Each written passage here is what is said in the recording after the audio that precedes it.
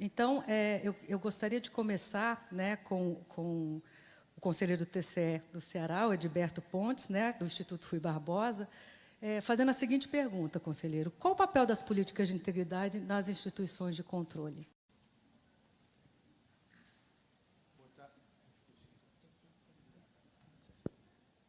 Boa tarde. Prazer enorme estar aqui. Agradeço, em nome do Instituto Rui Barbosa, o convite.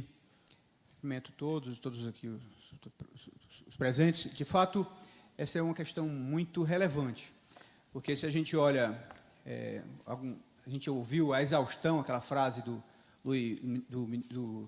juiz da Suprema Corte americana, Louis Brandeis, que dizia o seguinte: olha, a luz do sol é o melhor desinfetante. E a gente tem uma transparência enorme no Brasil. Quando a gente olha, por exemplo, padrões internacionais, a gente observa que o Brasil é um dos países mais transparentes do mundo. Isso não é a gente está dizendo, são os organismos internacionais que mostram isso. O Brasil é muito transparente. Ele fica na frente de boa parte dos países avançados, fica na frente da França, do Reino Unido. Acho que no último índice que eu vi, estava em 5º ou 6º lugar, como disse, na frente de boa parte dos países desenvolvidos. Então, quer dizer, se é um dos países mais transparentes do mundo, e, ao mesmo tempo, quando a gente olha a transparência internacional, tu vê que tem um representante da transparência ali, o doutor Bruno, né? Há 2 anos que ele divulga aquele relatório lá, anual, né? Cada ano a gente se decepciona mais. Cada vez o Brasil vai tá piorando a sua posição. Está parecendo o Ceará Esporte Clube, que ontem perdeu de 4-1 do Flamengo, rumo a Série B só caindo, né? Pois é. Então o Ceará é como o Ceará Esporte Clube, ele está, todo ano o Brasil cai de posição, a gente, né, na última foi 105º, salvo engano, né? Então, puxa vida, o que parece evidente, é um aparente paradoxo. A gente é um dos países mais transparentes do mundo, a gente está no padrão Série A, né, disputando a Libertadores aí, em transparência e em corrupção, e pelo menos em percepção de corrupção, a gente está rumo à Série D, né? Tá uma posição muito mal. O que é que está havendo? O que é que falta? O que é que falta no Brasil? E talvez, acho que isso é um bom ponto, é uma boa discussão, essa política de integridade. Eu acho que essa é uma questão interessante. Talvez seja isso que o Brasil precisa avançar mais ainda.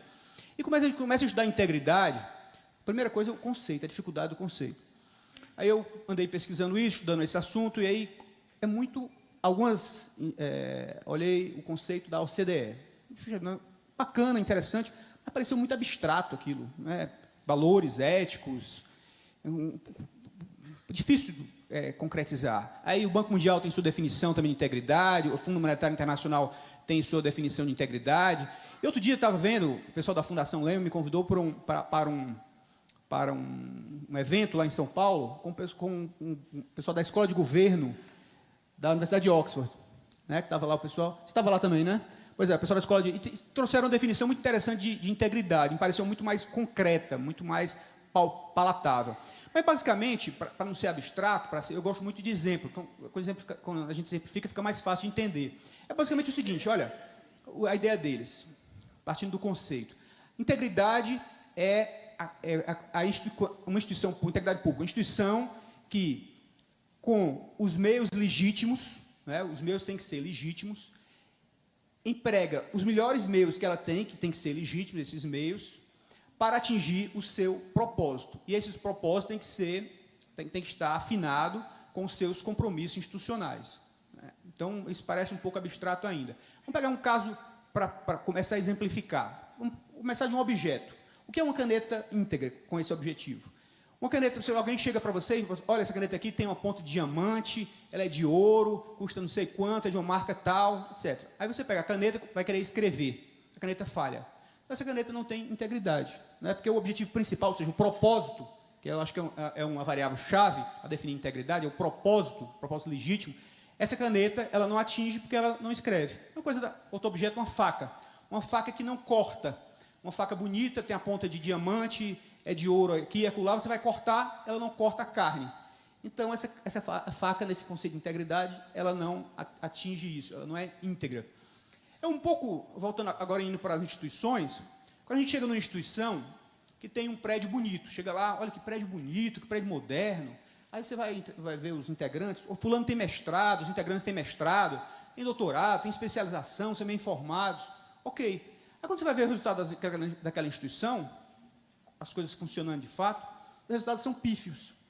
Então, quer dizer, aquela instituição ela não está voltada para o seu propósito, né? O propósito que deveria ser legítimo, ela não atinge. Eu lembro até do presidente Fernando Henrique Cardoso, naquele livro Arte da Política, ele fala sobre isso. Ele diz o seguinte, olha, ele dá exemplo das câmaras de vereadores. Ele é um crítico das câmaras de vereadores e de algumas câmaras, não estou dizendo de todas, mas ele citando o exemplo, dizendo assim, olha, muitas vezes as câmaras funcionavam em prédios extremamente modernos, ou modestos, quase cabanas, e funcionavam muito bem, exercia o seu papel, o seu propósito, fiscalizava, executivo e tudo mais. E muitas vezes a Câmara funciona em verdadeiros palacetes, prédio super moderno, as instalações extremamente sofisticadas, e ela não cumpre o seu papel principal, que é fazer boas leis, fiscalizar o executivo. Então, quer dizer, esse aqui é o ponto do propósito e da integridade da instituição pública. Então, para as instituições de controle, né, voltando para esse ponto. Então, a gente tem que observar qual é o propósito da instituição de controle. Então, a gente for para aquela definição lá da Escola de Governo da Universidade de Oxford. Ora, ela tem que utilizar os melhores meios possíveis. Ok? Os meios têm que ser legítimos. Aqui já é um ponto. Meios legítimos. Então, o procedimento importa, doutor Bruno. Né? O procedimento importa.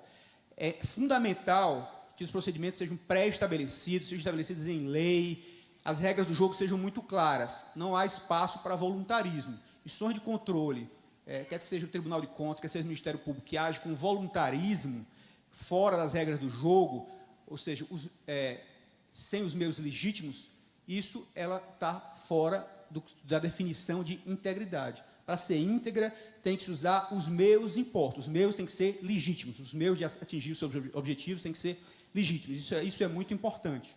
E a gente vê toda hora as pessoas fugindo, às vezes porque os fins são muito nobres, e aí você acha que os meios vão justificar os fins muito nobres. Mas não, os meios também têm que ser legítimos. Eu acho que essa definição de integridade é muito importante, até para verificar depois a atuação daquela instituição. Então, isso é muito importante. Por isso tem que ter lei orgânica, tem que ter regimento interno, os procedimentos têm que ser muito claros, muito bem estabelecidos. A nova lei de introdução à norma de direito brasileiro traz isso com muita ênfase. Eu acho que isso é uma preocupação importante, é um avanço importante. Não pode haver voluntarismo, os meios têm que ser legítimos. O segundo ponto, quer dizer, o procedimento importa. E depois, essas instituições têm que estar muito definido, tem que ter um foco muito claro, qual é o seu propósito. Porque é muito comum a dispersão. Toda hora vem alguém, eu estou no 4º ano como presidente do Tribunal de Contas do Estado do Ceará, toda hora vem alguém com uma ideia nova. Parece boa ideia. Vamos fazer isso, vamos fazer aquilo, não sei o quê. Mas é uma dispersão de energia muito grande. Então, as instituições, para atingir, ainda conforme esse critério que citei há pouco, tem que ter um propósito muito claro, muito bem definido.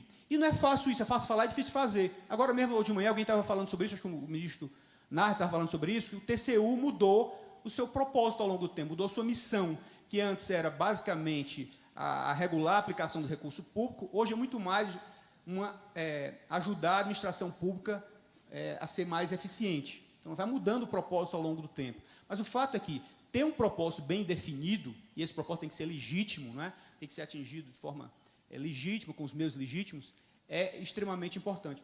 Por isso, doutora Cláudia, que acho que políticas de integridade têm um papel extremamente relevante para a gente quiser superar aquele paradoxo que a gente apresentou no começo, quer dizer, um dos países mais transparentes do mundo e, ao mesmo tempo, percepção de corrupção muito grande. E é engraçado também isso, a gente olhar, por exemplo, nossas instituições, são as instituições talvez mais, a gente tem talvez um dos ministérios públicos mais fortes do mundo, um dos tribunais de contas mais fortes do mundo. A gente conversa com o pessoal, por exemplo, aqui mesmo da América Latina, do nosso modelo de tribunal de contas, eles têm uma certa, não vou dizer inveja não é a palavra, mas enfim, gostariam de ter esse modelo também, porque em geral, tem muito menos força, né, do que o nosso modelo, o modelo brasileiro. Então, por que a gente está tão ruim assim? Tem muita transparência, tem instituições fortes, e por que a nossa percepção de corrupção é tão ruim?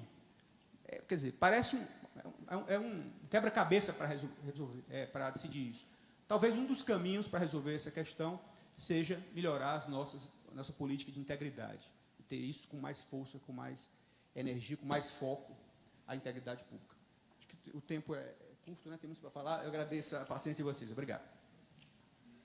Muito obrigada, conselheiro.